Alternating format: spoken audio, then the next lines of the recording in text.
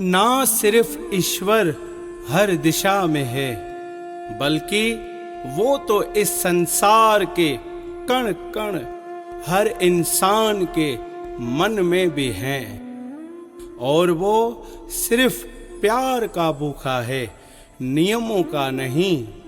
अगर आप अपनी खुशी से उन्हें भोग चढ़ाएं तो वो जरूर स्वीकार करेंगे, लेकिन अगर किसी को डराकर जबरदस्ती 100 नियमों का पालन करवाएं, किसी को कष्ट देकर भगवान की सेवा करवाएं, तो ऐसी पूजा को वो कभी स्वीकार नहीं करता।